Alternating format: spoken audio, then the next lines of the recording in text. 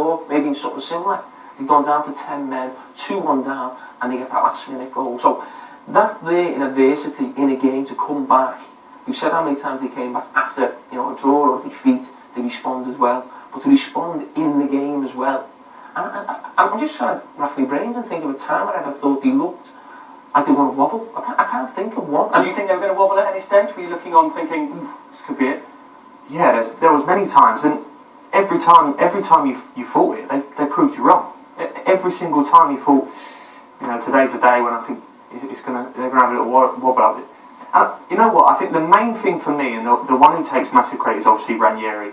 I think the way he dealt with it psychologically, in terms of, as a manager of a football club, when you're going to face a camera and doing interviews, you're giving out a message. Now, whether that message is to the media, to your fans, or to your players. And I think at times this year, I think he's given a message to his players. And I think he's took a lot of pressure off his players by what he's saying.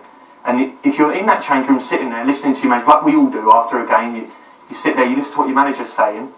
At times this year, for me, he's just took that pressure off them at times and really eased it off and always spoke down about it. I'm going on to the next game. It's just one game at a time. And I think that's had a massive effect, really. I think it's helped him a lot. And he's won the title. Claudio Ranieri, the first time he's done that. Leicester, the Premier League champions. What a journey it has been. And just look at the contrasts. Leicester 14th the previous season. The average for champions is second. Just shows the turnaround is just amazing. Points behind previous champions is just extraordinary. 46, the average 4.2.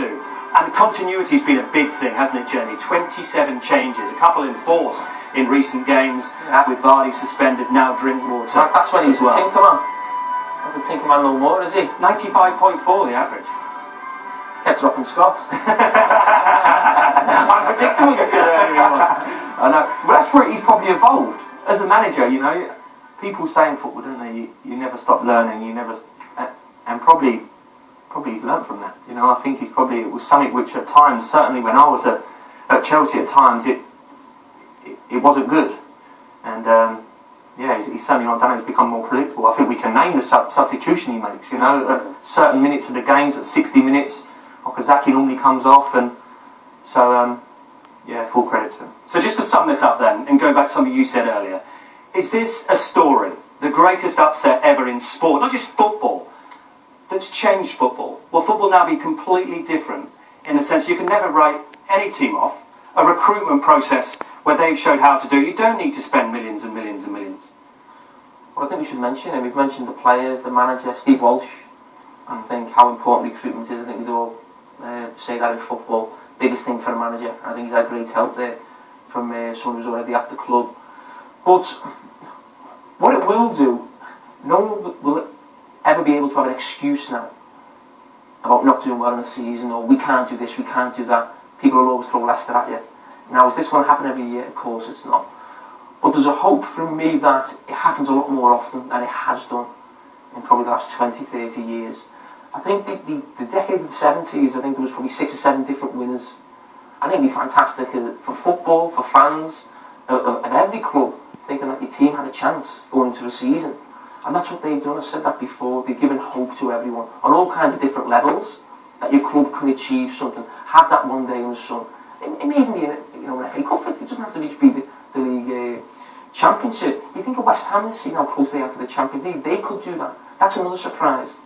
Tottenham being second. Let's be honest about that. When was the last time they've done that? Just when they won the title. I don't think they've been in the top 2 since that.